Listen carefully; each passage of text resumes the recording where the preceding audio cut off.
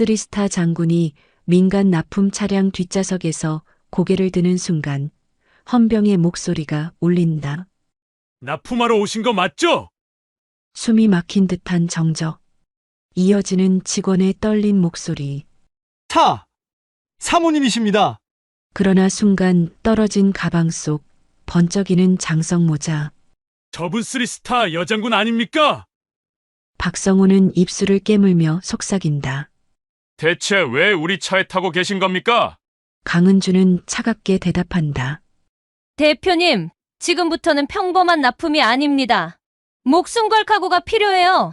한순간에 우연히 모든 삶을 뒤흔들어 놓는다. 납품업체 사장과 대한민국 최초의 여장군이 함께 감춰진 거대한 진실과 맞닥뜨리게 된다. 누가 친구이고 누가 배신자인지 알 수 없는 치열한 싸움.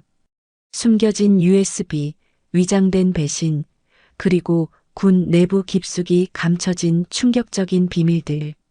과연 그들이 지켜내려 했던 것은 무엇일까? 모든 것이 밝혀지는 순간 당신은 숨조차 먹게 될 것이다.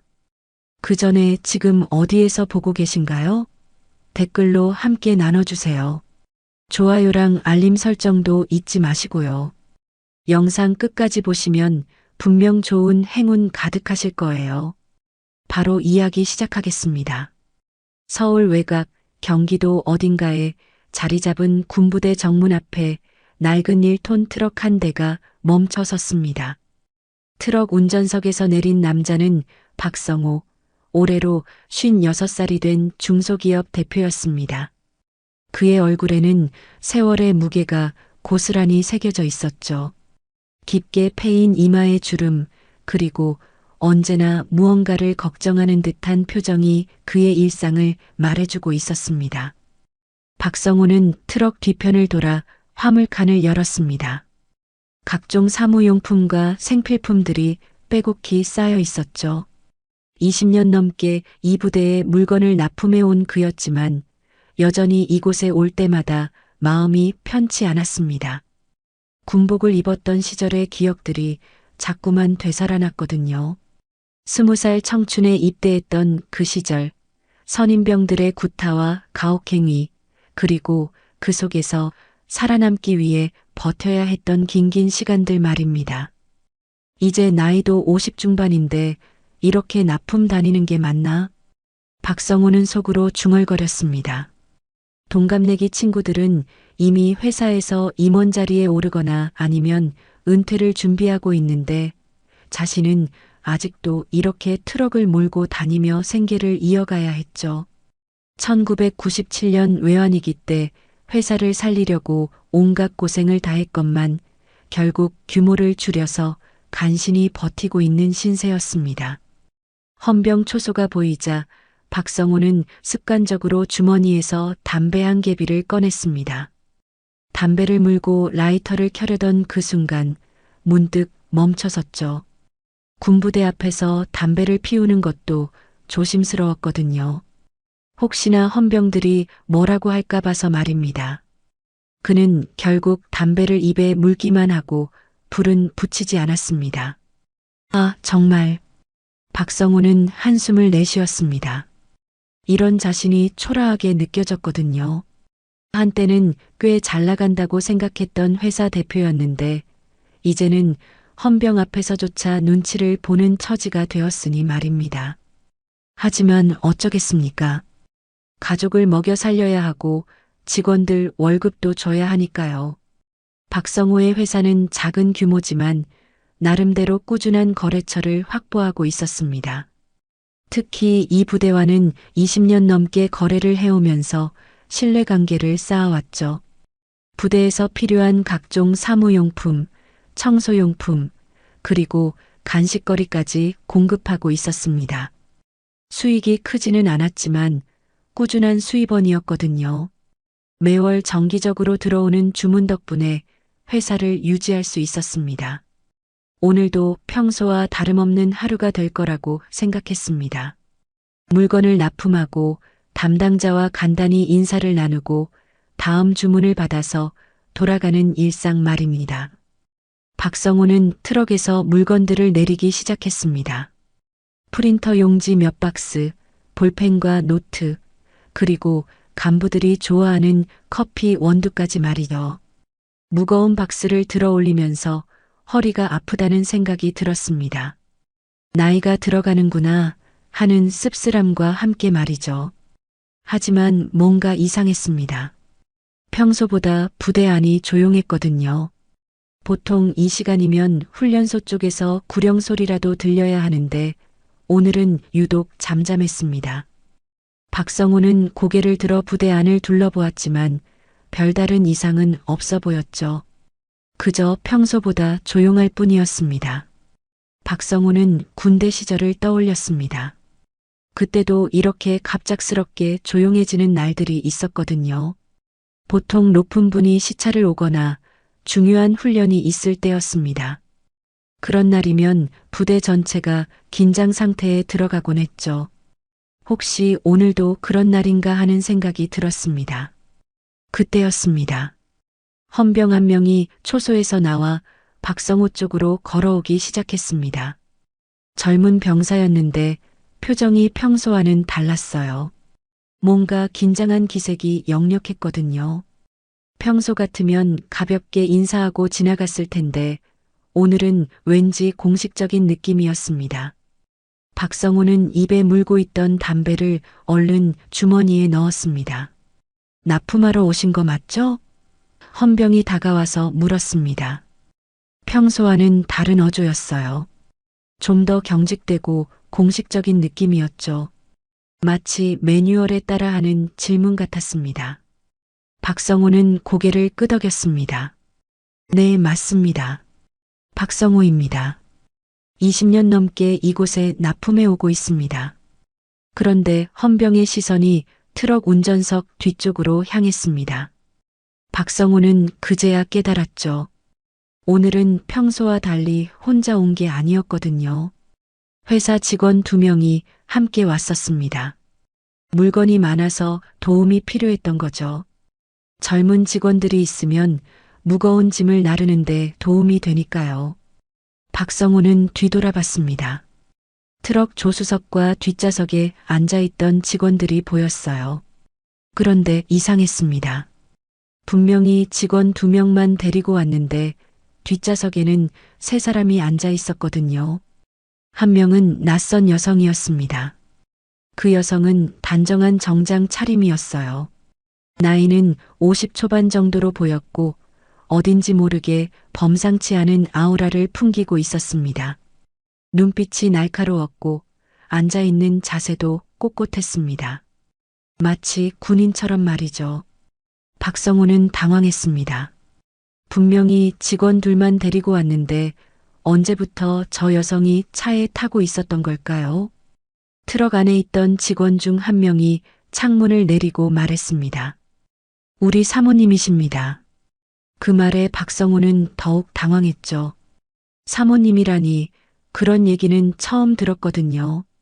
그 순간 모든 것이 이상하게 돌아가기 시작했습니다. 순간 납품 차량 안 공기가 얼어붙었습니다. 박성호는 자신의 귀를 의심했죠. 사모님이라고요? 언제부터 자신에게 사모님이 있었다는 말입니까? 더욱이 저런 기품 있는 여성이 말이죠. 헌병의 시선이 그 여성에게 머물자 박성호는 등줄기에 식은 땀이 흐르는 것을 느꼈습니다. 사모님이시라고요?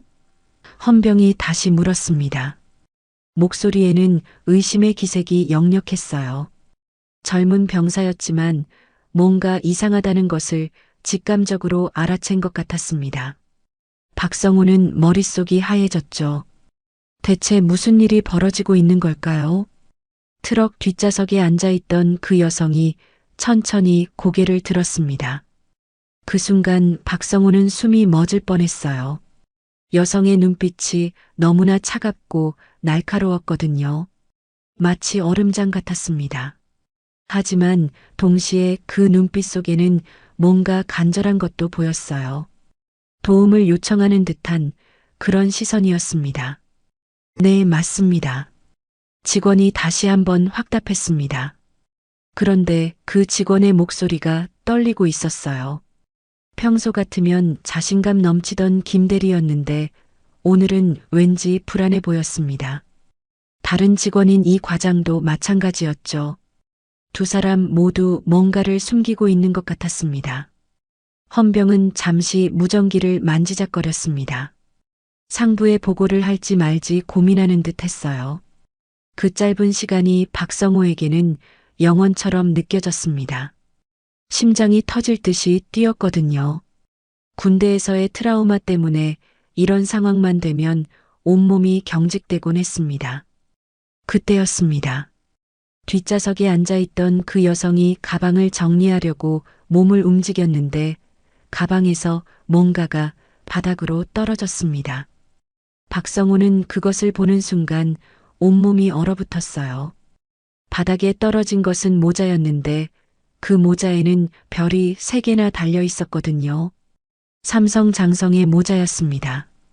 그것도 대한민국 최초의 여성 삼성 장군의 것이었죠. 박성호는 그 순간 머릿속이 하얘졌습니다. 저 여성이 누구인지 깨달았거든요. 강은주 중장, 군 내부에서는 전설 같은 존재였습니다. 헌병도 그 모자를 보았습니다. 젊은 병사의 얼굴이 순식간에 창백해졌어요.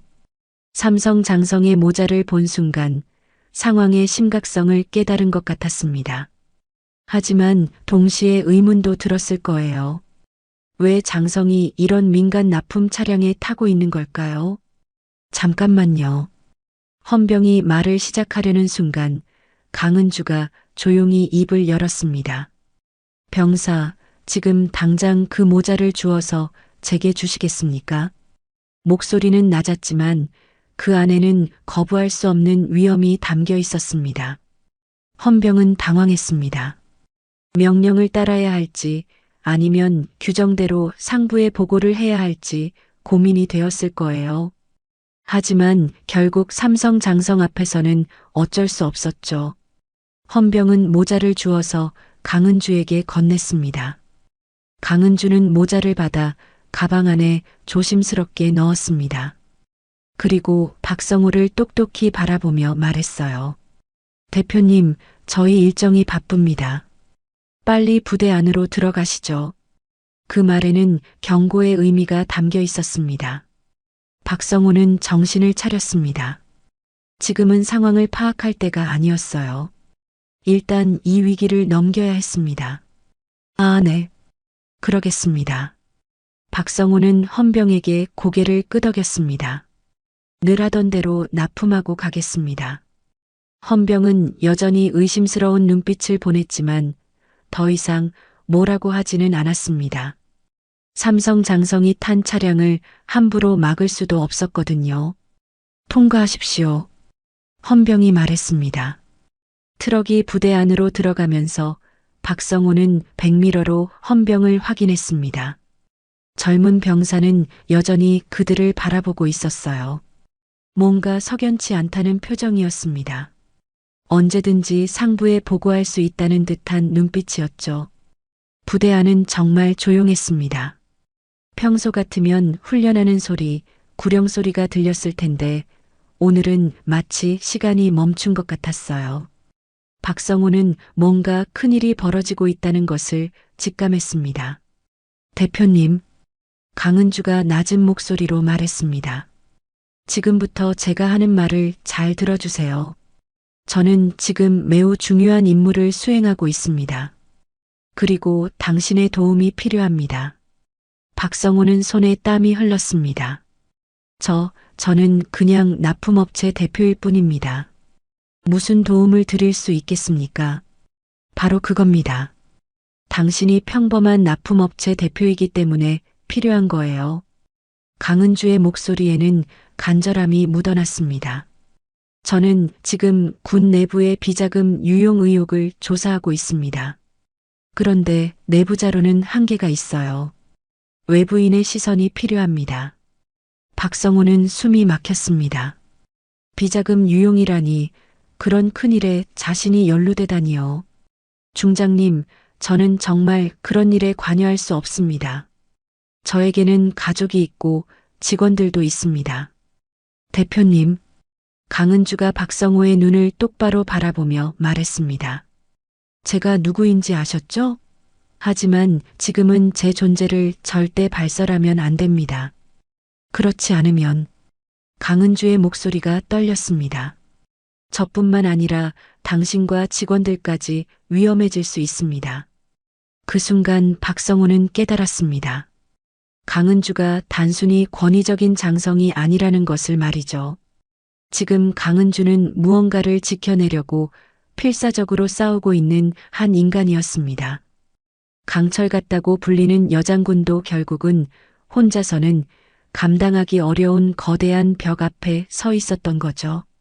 평생 군대와 거리를 두고 살려고 했던 박성호였지만 지금 이 순간만큼은 도망칠 수 없다는 것을 알았습니다. 쓰리스타의 등장은 단순한 해프닝이 아니었습니다. 강은주는 군 내부의 비자금 유용 의혹을 조사하기 위해 민간 납품 루트를 통해 잠입한 것이었거든요. 박성호는 원치 않게 그 여성의 방패가 되어야 하는 상황에 놓였습니다. 트럭이 부대 안쪽 납품 구역에 도착하자 강은주는 더욱 구체적으로 상황을 설명하기 시작했습니다. 대표님, 이 부대에서 지난 1년간 비정상적인 물품 주문이 있었다는 정보를 입수했습니다. 강은주의 목소리는 낮지만 또렷했어요. 표면적으로는 정상적인 납품처럼 보이지만 실제로는 가짜 주문서를 통해 돈을 빼돌리고 있다는 의혹이 있습니다. 박성호는 깜짝 놀랐습니다. 그런 일이 있었다고요? 저는 전혀 모르고 있었는데요. 정말 몰랐던 일이었거든요. 20년 넘게 이 부대와 거래해 오면서 한 번도 이상한 주문을 받은 적이 없었으니까요. 당신 회사를 통해서가 아닙니다. 강은주가 설명했습니다. 다른 납품업체들을 이용해서 말이죠. 하지만 장부상으로는 모든 업체가 연결되어 있어 보입니다. 그래서 당신의 도움이 필요한 거예요. 정상적인 거래업체인 당신이 내부를 살펴봐야 진실을 알 수 있습니다. 김 대리와 이 과장이 트럭에서 내려 물건을 정리하기 시작했습니다. 하지만 두 사람 모두 평소와는 달리 긴장한 기색이 역력했어요. 무거운 분위기를 감지했기 때문이겠죠. 박성호는 직원들에게 평상시처럼 행동하라고 눈짓했습니다. 중장님, 정확히 제가 뭘 해야 하는 건가요? 박성호가 조심스럽게 물었습니다. 아직도 상황이 완전히 이해되지 않았거든요. 자신 같은 평범한 납품업체 대표가 군 내부 비리 조사에 무슨 도움을 줄 수 있다는 건지 말입니다. 간단합니다. 평소처럼 납품 업무를 보시면 됩니다. 다만 오늘은 제가 당신의 직원인 척하면서 함께 다닐 거예요. 강은주가 설명했습니다. 부대 내 보급 담당자들과 이야기하면서 장부를 확인해 보려고 합니다. 혹시 이상한 점이 있는지 말이죠. 박성호는 머리가 복잡했습니다. 이런 일에 휘말리고 싶지 않았거든요. 하지만 이미 늦었어요. 헌병이 강은주의 정체를 의심하고 있는 상황에서 지금 거부하면 더 큰 문제가 될 수도 있었습니다. 알겠습니다. 하지만 조심스럽게 해야겠네요. 박성호가 마지못해 동의했습니다. 이 부대 사람들이 제 얼굴을 다 아거든요. 갑자기 낯선 분이 함께 다니면 의심받을 수 있어요. 그래서 사모님이라고 한 거 아닙니까? 강은주가 희미하게 미소를 지었습니다. 당신의 부인이 가끔 일터에 나와서 도와준다고 하면 자연스럽겠죠. 박성호는 쓴웃음을 지었습니다. 자신에게 이런 기품 있는 부인이 있다면 얼마나 좋을까요? 하지만 현실은 달랐습니다. 아내는 집에서 살림을 하고 있고 자신은 이렇게 고생스럽게 납품 일을 하고 있었으니까요. 부대 보급과 사무실에 도착하자 담당 부사관이 반갑게 인사했습니다. 어서 오세요, 대표님. 오늘은 일찍 오셨네요.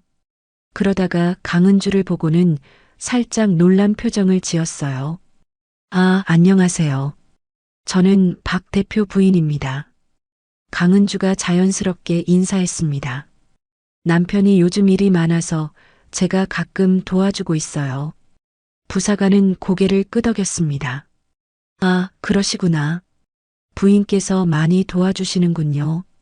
하지만 그의 시선에는 여전히 의문이 담겨 있었어요. 강은주의 아우라가 보통 사람과는 달랐거든요. 오늘 주문하신 물건들 다 가져왔습니다. 박성우가 평소처럼 말했습니다. 프린터 용지, 사무용품, 그리고 간부 식당용 원두까지요. 잠깐만요. 강은주가 끼어들었습니다. 혹시 지난달 주문 내역을 볼 수 있을까요? 저희가 회계 정리를 하는데 필요해서요. 부사관은 잠시 망설였습니다. 그런 자료는 보통 보여드리지 않는데요. 아니에요, 괜찮습니다. 박성우가 얼른 말했습니다. 그냥 저희가 납품한 것만 확인하면 되니까요. 회계 때문에 필요한 거라서요. 결국 부사관은 컴퓨터를 켜고 지난달 주문 내역을 화면에 띄웠습니다. 강은주는 그 화면을 주의 깊게 살펴보기 시작했어요. 박성우도 옆에서 함께 보았는데 정말 놀라운 것을 발견했습니다. 화면에는 박성우 회사에서 납품했다고 되어 있는 물건들이 나와 있었는데 그중 상당 부분은 실제로 납품하지 않은 것들이었거든요. 특히 고가의 전자제품이나 사무기기들이 많았습니다. 실제로는 납품하지 않았는데 장부상으로는 납품한 것으로 되어 있었던 거죠. 이상하네요. 박성우가 중얼거렸습니다. 저희가 이런 물건들을 납품한 적이 없는데요. 부사관의 표정이 변했습니다. 네, 그럴 리가 있나요? 여기 분명히 박성우 대표 업체에서 납품했다고 되어 있는데요.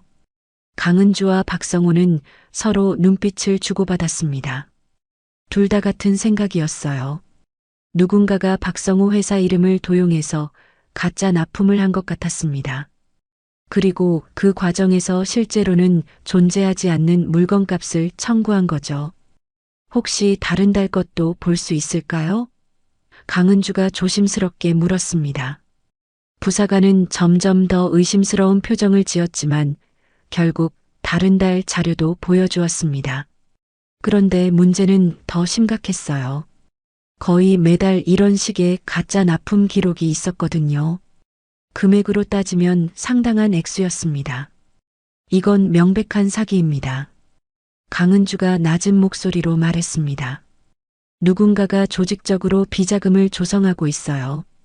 그 순간 사무실 문이 열리면서 한 명의 부사관이 더 들어왔습니다. 계급장을 보니 상사였어요. 그런데 그의 표정이 심상치 않았습니다. 무슨 일이세요?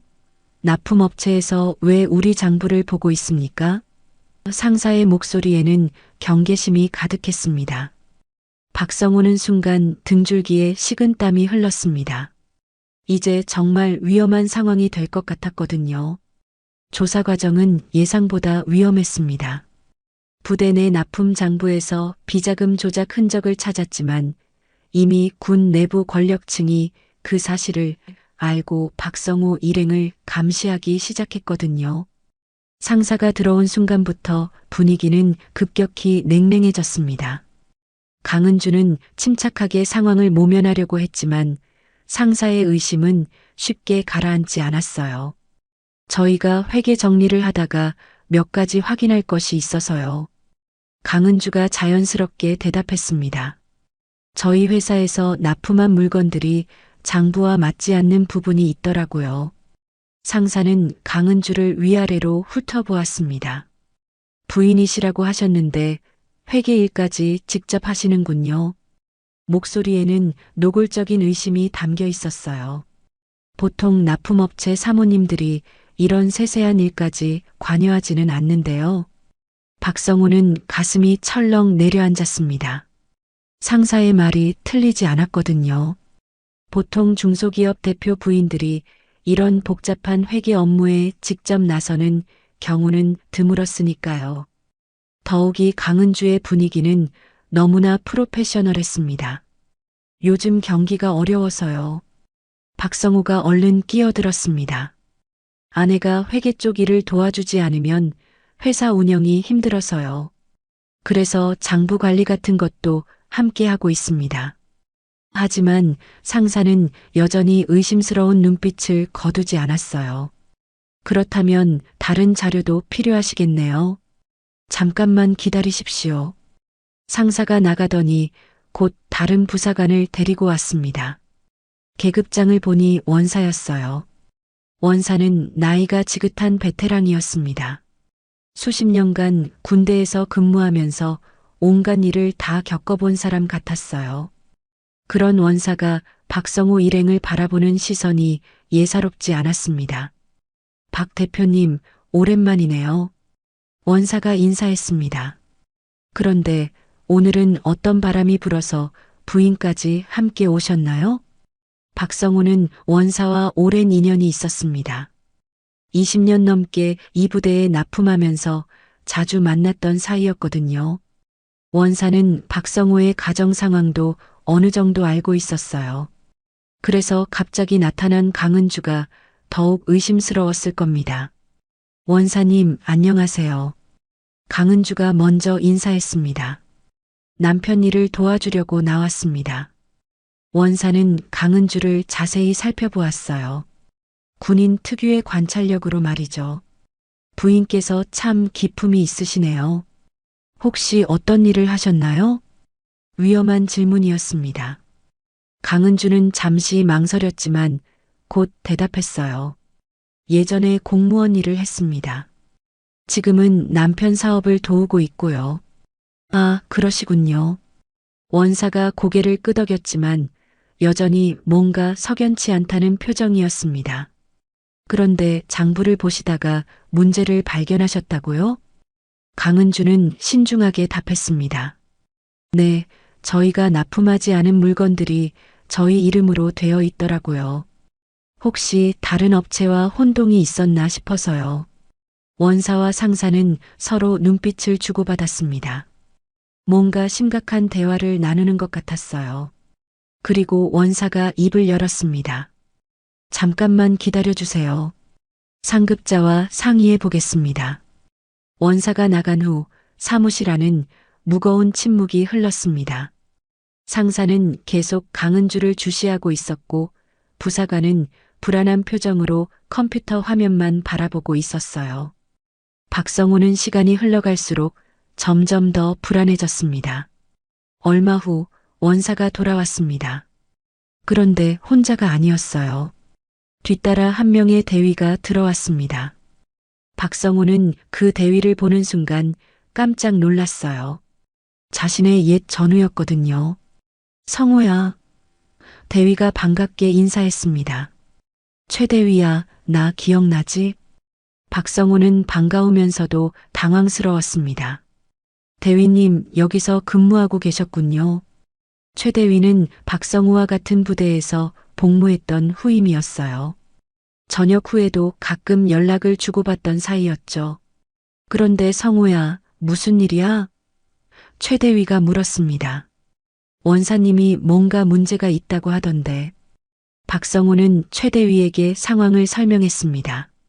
장부상의 오류를 발견했다는 것, 그리고 자신의 부인이 회계 정리를 도와주고 있다는 것까지 말이죠. 하지만 최 대위의 표정은 점점 심각해졌어요. 성우야, 잠깐 밖에서 이야기 좀 할까? 최 대위가 박성우를 불렀습니다.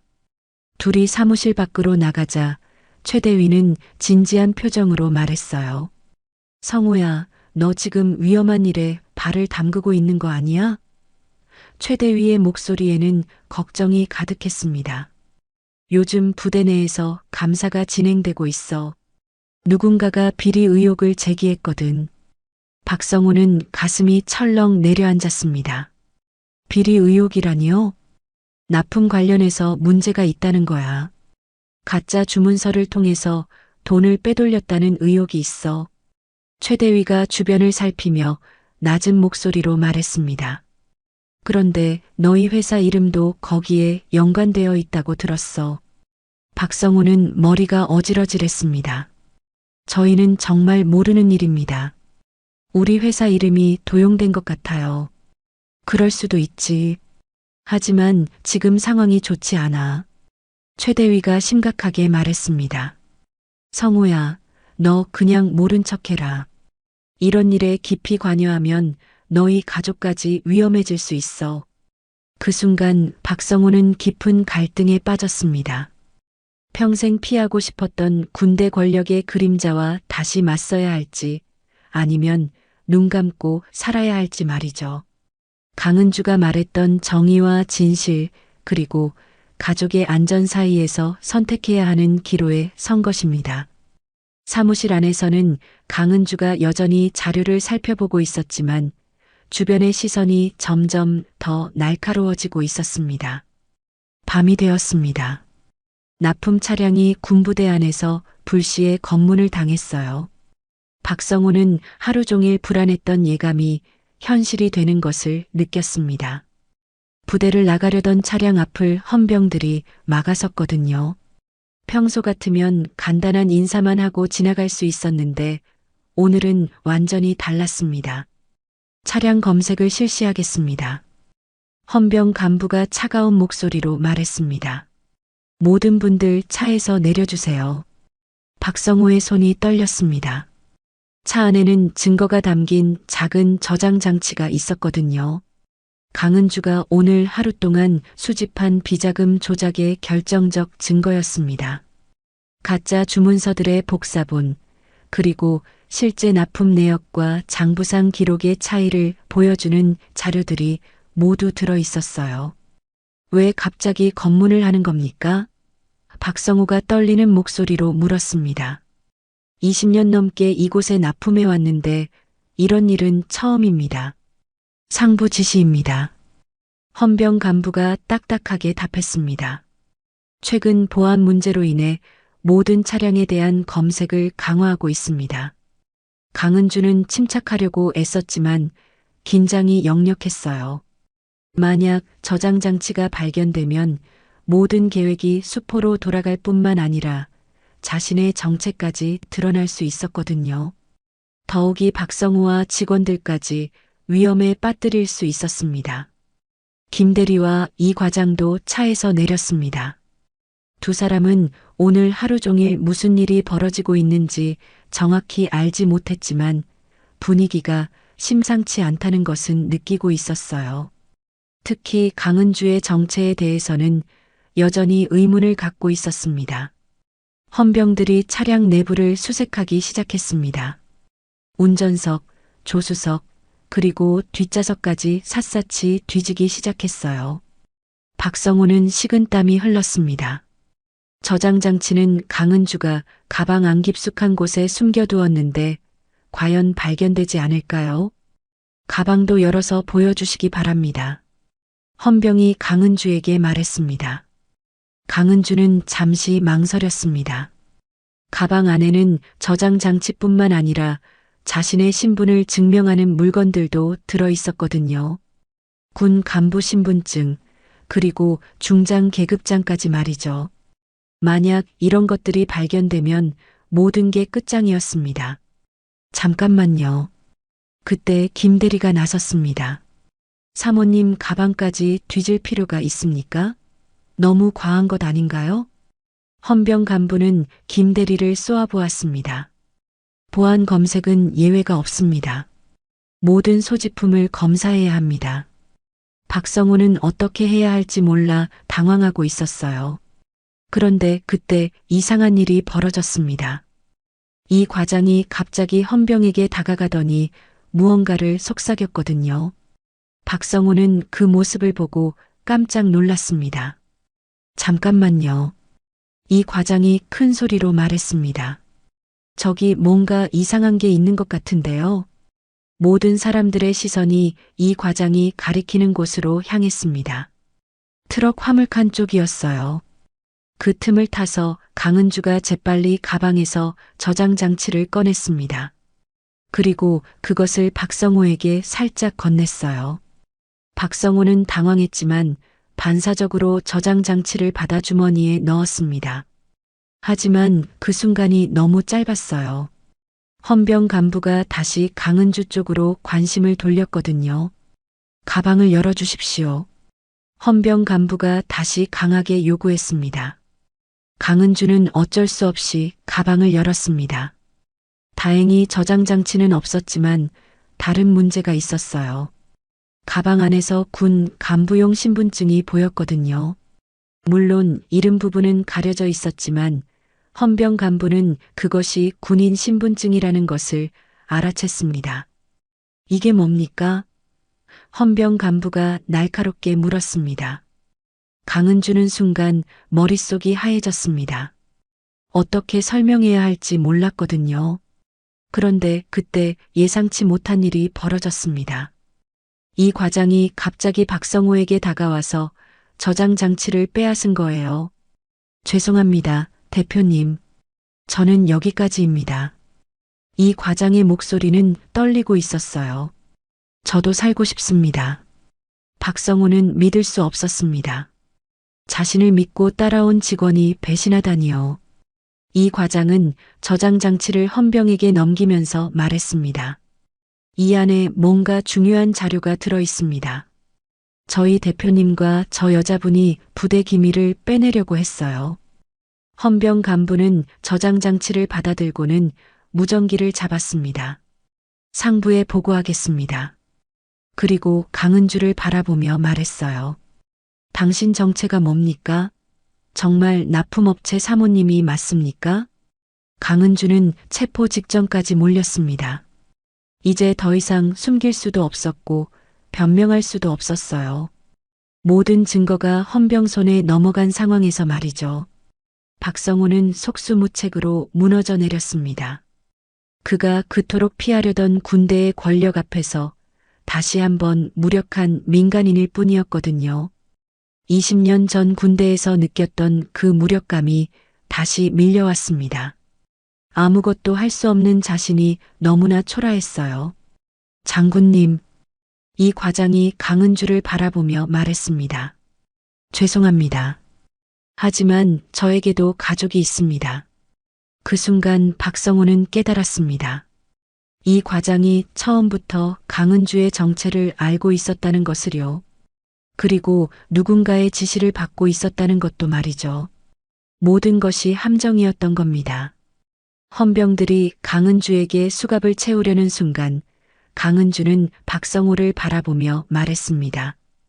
대표님, 이게 끝이 아닙니다. 진실은 반드시 밝혀질 거예요. 하지만 박성호에게는 그런 희망조차 사치처럼 느껴졌습니다. 평생 평범하게 살고 싶었을 뿐인데 결국 이런 거대한 권력의 희생양이 된 것 같았거든요. 구치소에 갇힌 박성호와 강은주. 차가운 콘크리트 벽 사이에서 박성호는 자신의 인생이 어떻게 이렇게 꼬였는지 생각해 보았습니다. 이틀 전까지만 해도 평범한 납품업체 대표로 살고 있었는데 이제는 국가기밀 유출 혐의를 받고 있는 신세가 되었거든요. 면회실에서 마주 앉은 강은주는 여전히 당당한 자세를 유지하고 있었지만 그 눈빛에는 깊은 피로가 담겨 있었습니다. 중장님, 정말 죄송합니다. 박성호가 고개를 떨구며 말했습니다. 제가 더 조심했어야 했는데 결국 이런 일이 벌어지고 말았네요. 강은주는 고개를 저었습니다. 대표님 잘못이 아닙니다. 처음부터 이들의 계획 안에 있었던 일이에요.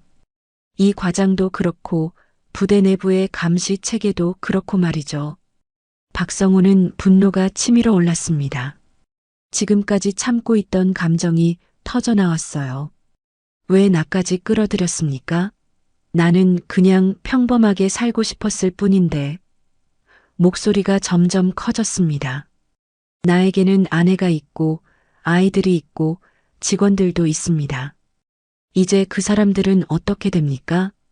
강은주는 박성호의 분노를 묵묵히 받아들였습니다.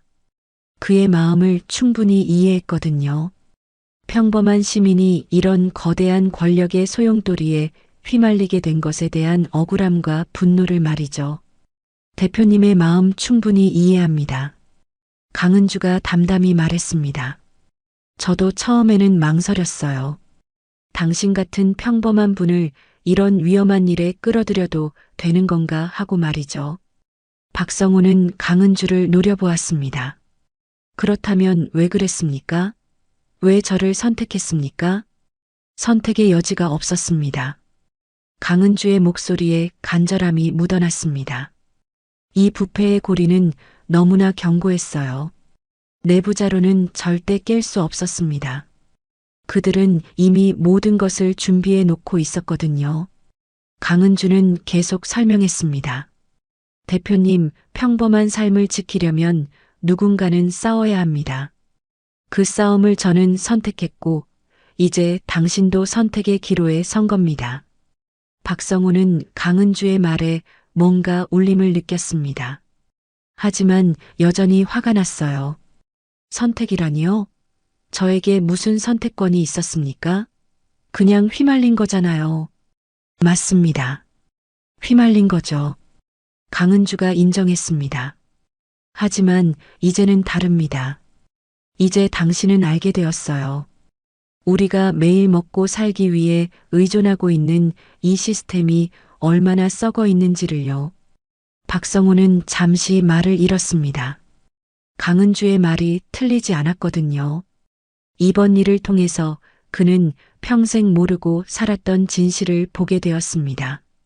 자신의 회사 이름으로 이루어진 가짜 거래들, 그리고 그것을 통해 축적된 비자금들을 말이죠. 중장님, 그런데 우리가 지금 여기 갇혀 있으면 무슨 소용이 있습니까? 박성호가 힘없이 말했습니다.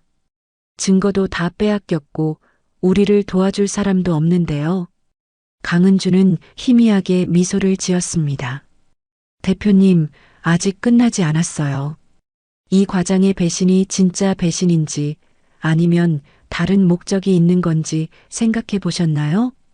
박성호는 고개를 들었습니다. 무슨 말씀이십니까? 이 과장이 제 정체를 알고 있었다면 왜 처음부터 신고하지 않았을까요? 강은주가 설명했습니다. 그리고 저장 장치를 넘기기 전에 왜 그렇게 떨고 있었을까요? 박성호는 그제야 뭔가 이상했던 점들을 떠올렸습니다. 이 과장이 저장 장치를 넘길 때 보였던 그 절망적인 표정, 그리고 죄송합니다라고 했던 진심 어린 사과의 말들을요. 혹시 박성호가 조심스럽게 말했습니다. 이 과장이 우리를 보호하려고 그런 건가요? 그럴 가능성이 높습니다. 강은주가 고개를 끄덕였습니다. 만약 정말 우리를 배신하려고 했다면 좀 더 확실하게 했을 거예요. 하지만 저장장치만 넘기고 저의 정체는 끝까지 숨겨주었죠. 박성호는 혼란스러웠습니다. 그렇다면 이 과장은 누구 편입니까? 아마도 군 내부의 또 다른 양심 세력일 거예요. 강은주가 설명했습니다. 이런 부패 구조를 바꾸려는 사람들이 군 내부에도 있거든요. 하지만 그들도 조심스럽게 움직여야 해요. 한 번에 모든 걸 드러낼 수는 없으니까요. 그때 갑자기 면회실문이 열렸습니다. 간수가 들어와서 말했어요. 박성호 씨, 면회객이 왔습니다. 박성호는 깜짝 놀랐습니다. 누가 자신을 면회 오겠다는 건가요? 가족들은 아직 이 사실을 모를 텐데요.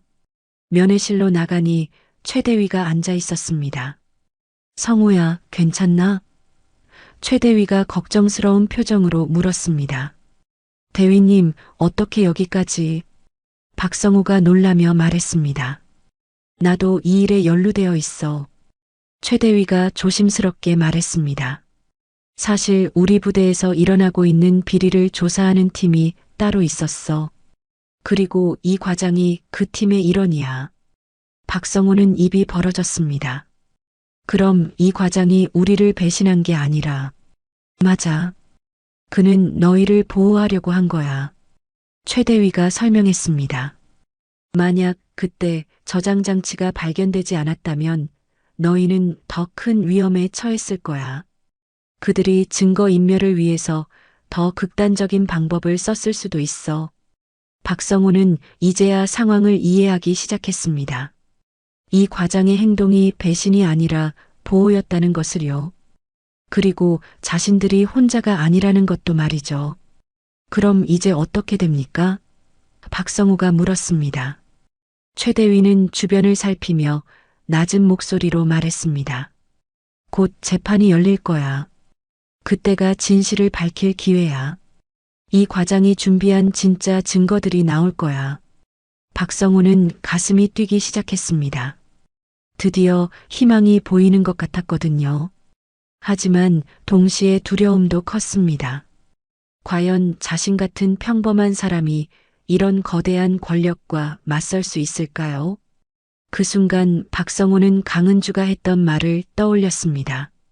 평범한 삶을 지키려면 누군가는 싸워야 한다는 그 말을요. 그리고 1997년 외환위기 때 가족을 지키려 몸부림쳤던 기억도 떠올랐습니다. 그때도 그는 포기하지 않았습니다. 이번에도 도망칠 수 없었어요. 재판장, 군 검찰은 강은주를 배신자로 몰아붙이고 있었습니다. 검찰관의 목소리가 법정 안에 울려 퍼졌어요.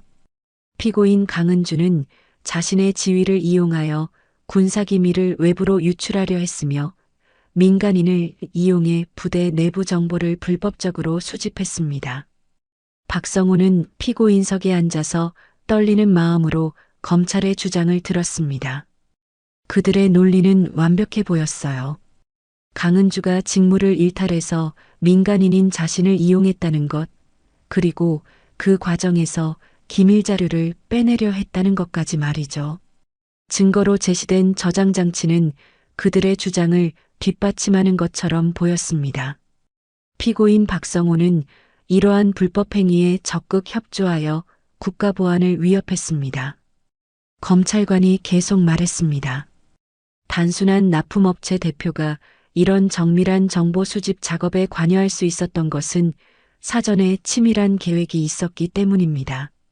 강은주는 변호인석에서 침착한 표정을 유지하고 있었지만 상황이 불리하다는 것을 알 수 있었어요.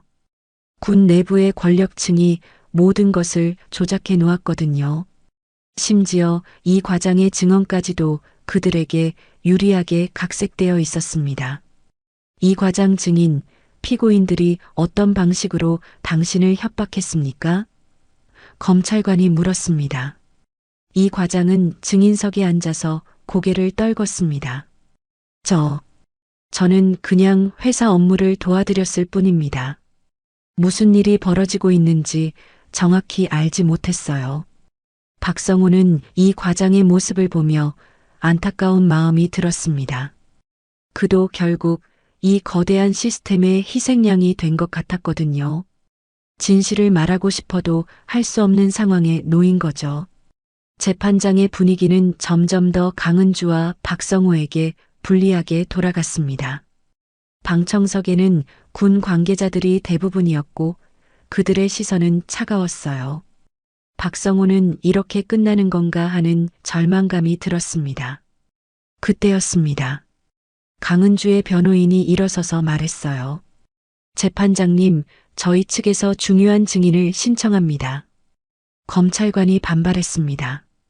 이미 증인 신청 기간은 지났습니다. 긴급 상황입니다.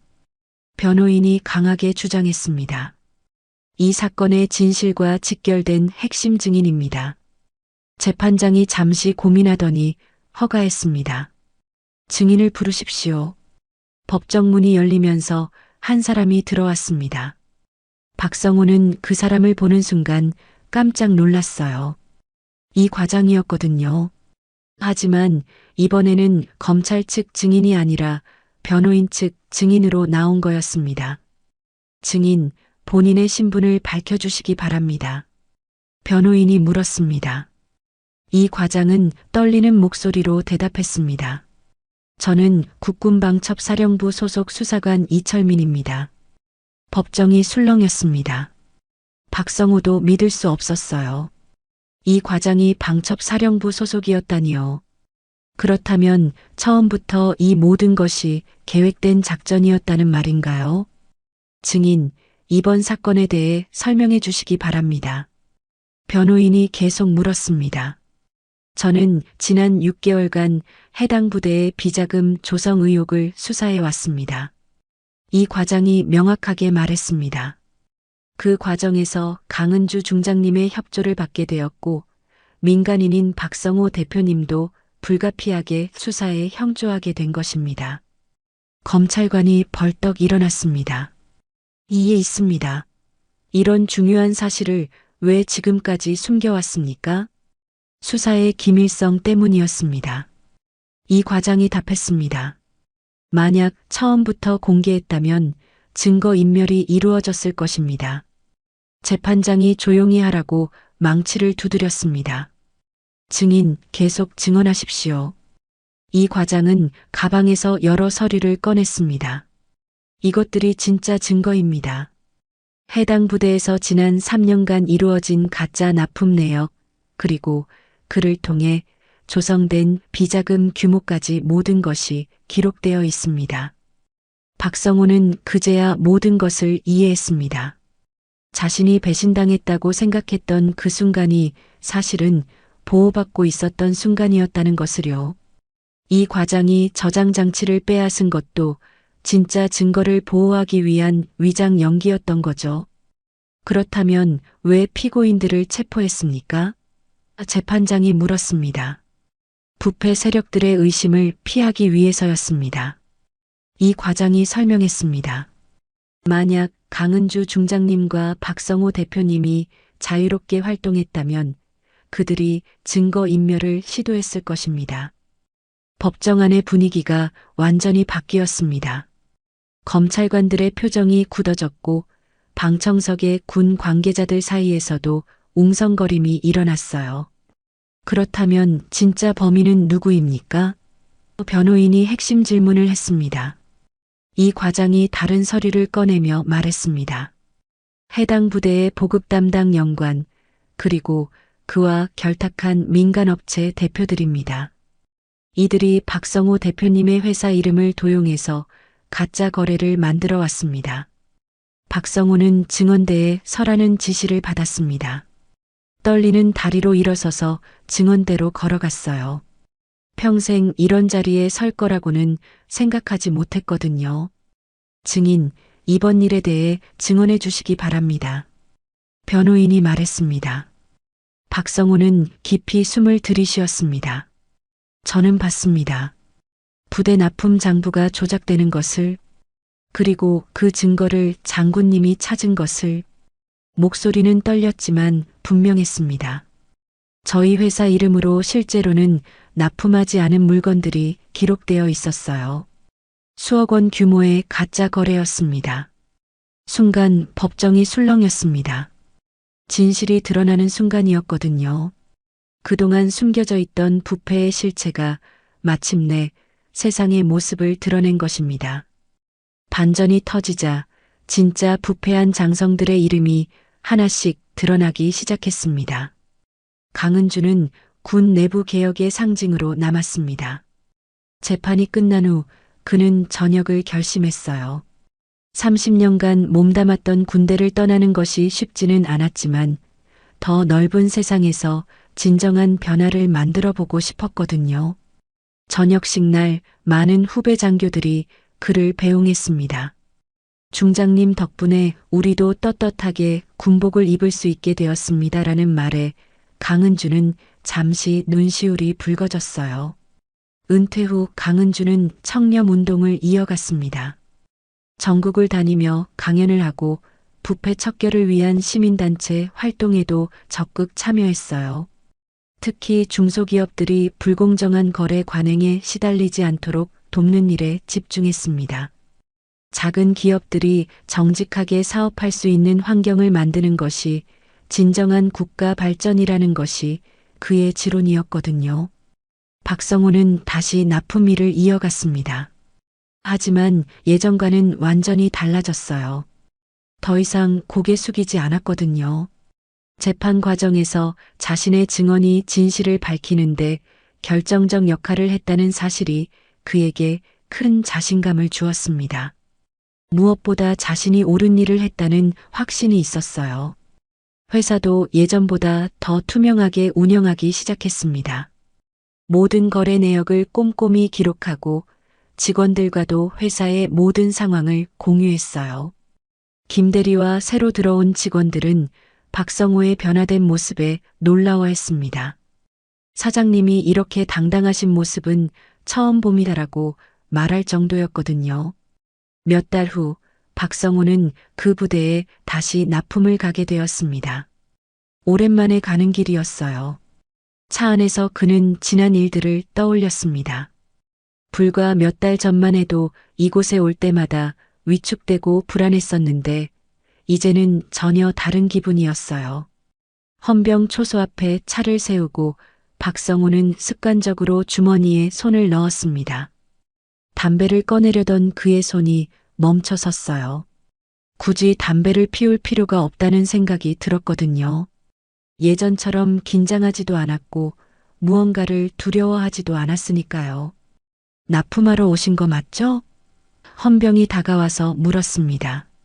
예전과 똑같은 질문이었지만 박성호의 반응은 완전히 달랐어요.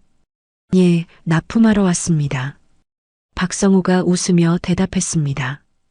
그리고 진실도 함께 납품합니다. 헌병은 잠시 당황한 표정을 지었지만 곧 미소를 지었어요. 박성호의 농담을 이해한 것 같았거든요. 부대 내에서는 이미 그가 부패 척결에 기여한 인물로 알려져 있었어요. 부대 안으로 들어가니 많은 것이 달라져 있었습니다. 새로운 보급 담당자가 나와서 인사했고 투명한 거래 시스템이 도입되어 있었어요. 모든 납품 과정이 전산화되었고 이중 체크 시스템도 만들어져 있었습니다. 박 대표님, 그동안 고생 많으셨습니다. 새로운 담당자가 정중하게 인사했습니다. 덕분에 저희 부대도 많이 깨끗해졌어요.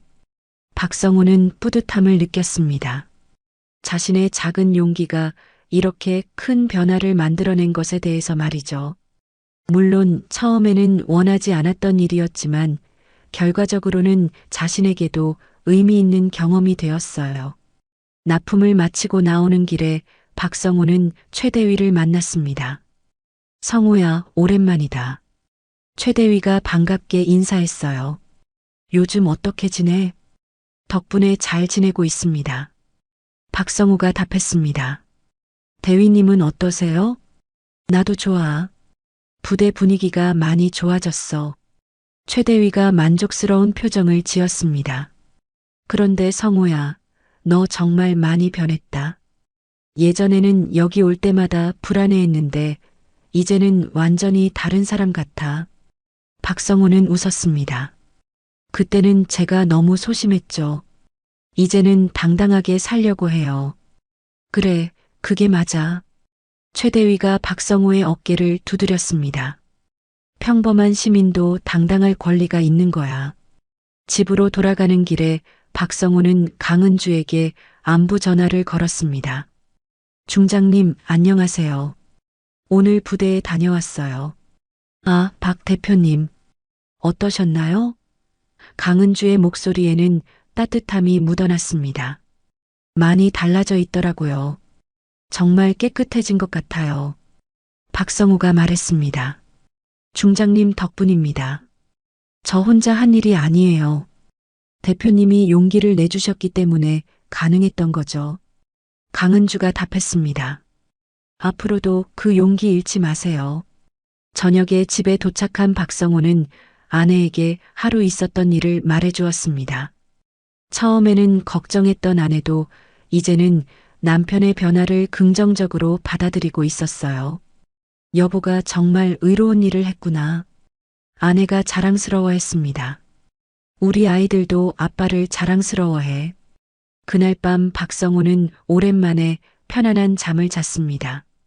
꿈속에서도 더 이상 군대 시절의 악몽을 꾸지 않았어요. 대신 밝은 미래에 대한 희망찬 꿈을 꾸었습니다. 몇 년이 지난 후 박성호의 회사는 지역에서 가장 신뢰받는 납품업체가 되었습니다. 정직한 거래와 투명한 경영으로 많은 거래처들의 신임을 얻었거든요. 직원들도 늘어났고 매출도 크게 증가했어요. 어느 날 신입 직원이 물었습니다. 사장님, 어떻게 하면 사장님처럼 당당하게 살 수 있을까요? 박성호는 미소를 지으며 답했습니다. 진실을 두려워하지 말고 옳은 일이라고 생각되면 용기를 내는 거야. 비록 작은 일이라도 말이지. 그의 눈빛에는 두려움 대신 평온한 자신감이 담겨 있었습니다. 한때는 피하고만 싶었던 과거의 그림자를 극복하고 이제는 누구 앞에서도 당당할 수 있는 사람이 된 것입니다. 평범한 납품업체 대표에서 진정한 용기를 가진 시민으로 성장한 박성호의 이야기였습니다.